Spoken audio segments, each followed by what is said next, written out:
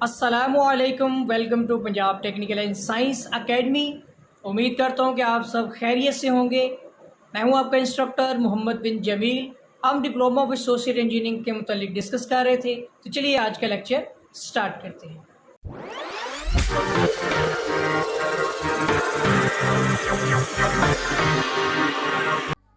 Applied mathematics math 113 paper A, chapter number 1, quadratic equation, exercise number 1.1।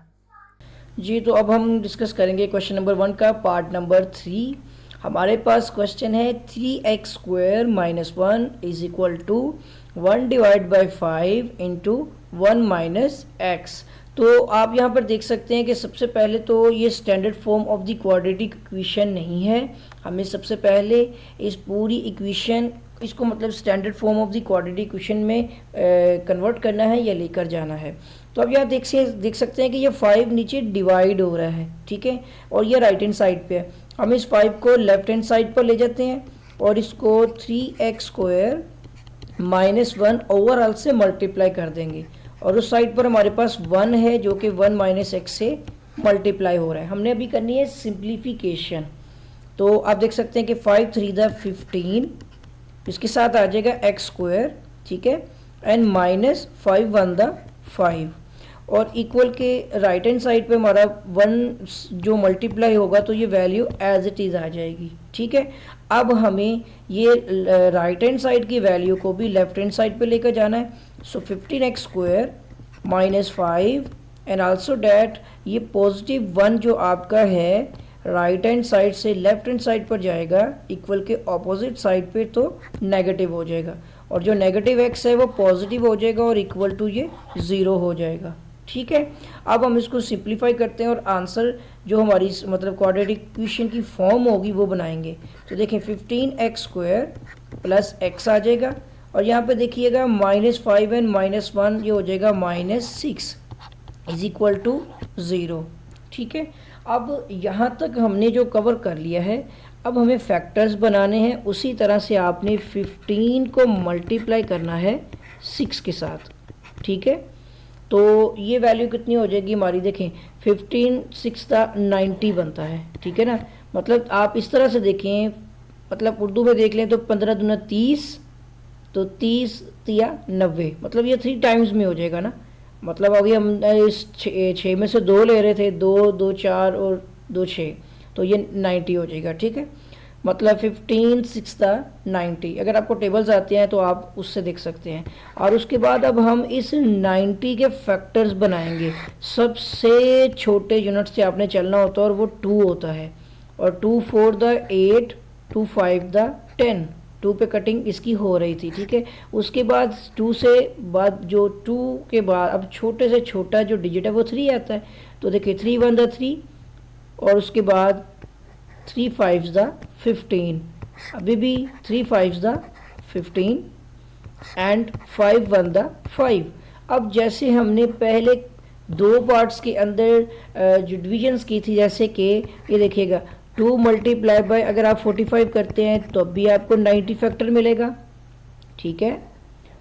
और अगर आप 2 3 the 6 करके इसको मल्टीप्लाई करते हैं 15 से, तो also that 6 multiply by 15 is equal to 90 आता है, जो कि हमारा क्वेश्चन भी था हमारा फैक्टर।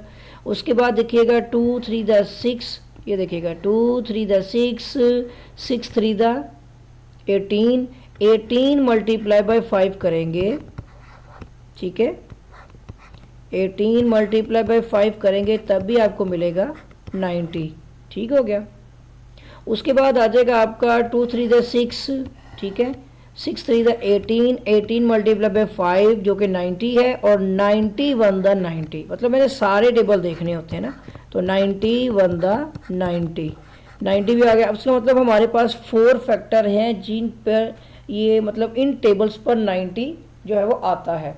अब हमें जो है यहाँ पर सिर्फ 1 चाहिए, हमें क्या चाहिए है, जस्ट 1 चाहिए है, और वो 1 अब हम किस तरह से यहाँ जनरेट करेंगे, ठीक है। तो अब हमने उसके बारे में यहाँ पर देखना है, ठीक है। बहरहाल हमारा क्वेश्चन ठीक होना चाहिए। अगर हमारा क्वेश्चन ठीक है तो हम इस सवाल को मतलब इस क्वेश्चन को सोल्व कर सकते हैं। और अगर हमारा क्वेश्चन गलत है तो फिर आप देख लीजिएगा कि ये सवाल सोल्व नहीं होगा, क्योंकि क्वेश्चन में अगर ज़रा सी भी गलती आ गई तो पूरा क्वेश्चन ख़राब हो सकता है। बहरहाल इसी क्वेश्चन को हम कंटिन्यू लेकर चलेंगे, आप अपनी बुक में देखिएगा, अगर यही क्वेश्चन है तो ठीक है। अब हम आगे बढ़ने जा रहे हैं। हमारे पास इसके फैक्टर में हमें चाहिए है जस्ट 1 चाहिए, ठीक है। और 1 हम किस तरह से बनाएंगे, अब आप देखिएगा यहाँ पर एक फैक्टर है इनके अंदर, ठीक है, जिससे हमें 1 मिलना है। एक और टेबल भी था यहाँ पर कि अगर आप देखें, अब यहाँ पर वो मसला आ जाता है ना कि हमें ये फैक्टर ना मिले 90 के हवाले से, तो एक आता है आपका कि 10 9 द 90, ठीक है ना, वो यहाँ पर हमने नहीं लिखा है। ये 2 5 10 और 10 9 90, ऐसे भी एक फैक्टर बनता है। अब ये हो गया कि अब ये हमारे फैक्टर काम नहीं कर रहे, क्योंकि देख सकते हैं इनमें से किसी में 1 नहीं है। 90 इसके अलावा भी एक टेबल है जिस पर आता है, ठीक है, वो 10 है। मतलब आप यहाँ पर अगर 90 को इस तरह से देखें, डील करना है ना हमें, तो 10 9 द 90 और फिर नेक्स्ट चाहे वो 9 1 द 9 हो जाए, तो मतलब हमें ये वाला फैक्टर तो मिल जाएगा ना, 10 9 द 90। ये भी आपने साथ देखना है, ज़रूरी नहीं है कि इन्हीं फैक्टर में से निकलेगा। 90 के पूरे टेबल पढ़ लें। यहाँ पर मैंने देखा कि ये 45 और 46 47 बन रहा है, या फिर 43, ये तो फैक्टर ही मेरे काम का नहीं है ना। और इसको मैं अगर ऐड कर लेता हूँ तो ये तो 21 है, या फिर अगर आप देखिए इसमें से माइनस कर, ये फैक्टर ही नहीं बन सकता। ये भी वैल्यू कम ज़्यादा हो रही है, हमें 1 चाहिए, जस्ट 1। तो ये भी 91 और 89, ये कोई भी फैक्टर चूज़ नहीं हुआ। तो फिर मुझे क्या करना पड़ा, मुझे 90 के लिए और देखना पड़ा कि क्या कोई और टेबल भी आता है। तो वो 10 का टेबल आता है जो 10 9 द 90 बनता है, 10 9 द 90। और यहाँ पर आप देख सकते हैं कि मैं 10 में से 9 माइनस करता हूँ तो मुझे 1 मिल जाता है। तो फिर मैं अब इस फैक्टर को चूज़ करूँगा, ठीक है, मतलब वो भी इसी के अंदर ही काउंट होगा। वो तो अब मैंने यहाँ पर फैक्टर्स बनाते हुए देखे ना, और मुझे उसकी आसानी के लिए ये फैक्टर चूज़ करना है। और अगर आप देखेंगे 90 किस टेबल पर आता है, 30 मल्टीप्लाई बाय 3 पे भी 90 आता है। ये ज़रूरी नहीं है, 90 के टेबल्स बहुत बड़े हैं ना, आपने वैल्यू देखनी है, हमें जस्ट 1 चाहिए है। यहाँ पे कुछ नहीं है ना, यहाँ पे 1 है। अब आप देखेंगे यहाँ पर आ जाएगा 15x², साथ ही हमारे पास है प्लस 10x, ठीक है, and minus 9x and minus 6 is equal to 0। अब हम इसके कॉमन फैक्टर मतलब फैक्टर्स में से कॉमन लेना चाह रहे हैं, ठीक है ना, तो इस तरह से भी कॉमन ले सकते हैं, कोई मसला नहीं है। आप जैसे मर्जी वैल्यू लिख लें, चाहे 9 इस तरफ आ जाए 10 उस तरफ, आपके फैक्टर्स वही बनने वाले हैं, ठीक है। अब यहाँ पर आप देख सकते हैं कि ये 3 के टेबल पे कटिंग नहीं होगी, 5 के टेबल होगी। 5 3 द 15, 5 2 द 10, मतलब 5 का टेबल है जिसमें 5 3 15, 5 दूनी 10। 5 का टेबल है लिया, साथ दोनों में देखेंगे x कॉमन आ जाएगा। अंदर देखिएगा ये 5 3 द 15 हो जाएगा, साथ x भी आ जाएगा, प्लस 5 2 द 10 और साथ x तो मौजूद है, ठीक है, एक x। अब इसको मल्टीप्लाई करके देखें, 5 3 द 15 x का स्क्वायर प्लस 5 2 द 10 और x भी साथ आ गया, ठीक है ना, बिल्कुल ठीक हो गया। माइनस करते हैं अब इसमें, देखिए 3 3 द 9 और 3 2 द 6, ये फैक्टर भी हमारा काम का है। तो यहाँ पे हम लिखते हैं, बल्कि पहले मैंने भी इसमें क्या लिखना है, यहाँ पर वो कॉमन वैल्यू लिखनी है। वो क्या है, 3 3 द 9 3 2 द 6, वो 3 कॉमन आ सकता है, वो भी नेगेटिव में। जब मैंने नेगेटिव 3 कॉमन लिया तो अंदर देखिएगा 3 3 द 9 और x अंदर वाली वैल्यू के साथ मौजूद है, माइनस यहाँ पर भी है, यहाँ पर प्लस हो जाएगा, माइनस प्लस माइनस कर लिया, दोनों में से माइनस कॉमन आ गया, और 3 2 द 6 इज इक्वल टू 0। अब देखिएगा कि ये दोनों वैल्यूज सेम आ गई हैं। यही तो हमारा मकसद होता है कि ये आप देखें ना, 3x प्लस 2 3x प्लस 2, ये दोनों सेम आ गई, इनको मैंने कॉमन ले लिया 3x प्लस 2, और इसके साथ ही दूसरा फैक्टर क्या है, 5x माइनस 3, तो ये भी आ जाएगा 5x माइनस 3, और इसको इज इक्वल टू कर दिया 0, ठीक हो गया। जब इक्वल टू 0 कर दिया, अब आपने यहाँ पर 3x प्लस 2 को भी 0 को इक्वल कर देना है, ठीक है, और आपने यहाँ पर 5x माइनस 3 को भी 0 को इक्वल कर देना है। इस तरह से आपका एक 3x इक्वल टू माइनस 2 आ जाएगा, और x इक्वल टू, ये 3 डिवाइड हो रहा है, इसके नीचे मल्टीप्लाई हो रहा है, इसके नीचे डिवाइड होगा।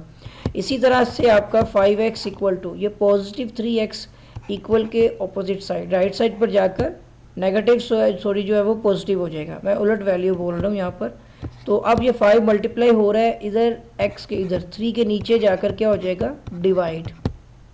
अब दो रूट्स हमने जो फाइंड करने थे इस क्वेश्चन के, तो सॉल्यूशन सेट में हमारे इस क्वेश्चन का आंसर जो है यानी रूट्स हैं -2 divide by 3 and also that the 3 divide by 5 are the roots of this equation. ये हमारा क्वेश्चन नंबर 1 का पार्ट नंबर 3 था। तो उम्मीद करता हूँ कि आपको वीडियो अच्छी लगी होगी, और अगर अभी तक आपने मेरा चैनल सब्सक्राइब नहीं किया है तो चैनल को सब्सक्राइब कर लें और बेल आइकन पर क्लिक कर लें ताकि आपको नई वीडियोस नई अपडेट्स जो हैं वो बर वक्त और बआसानी मिलती रहें। आपके साथ फिर मुलाकात होगी एक नई वीडियो में एक नए लेक्चर के साथ। तब तक के लिए अल्लाह हाफिज़।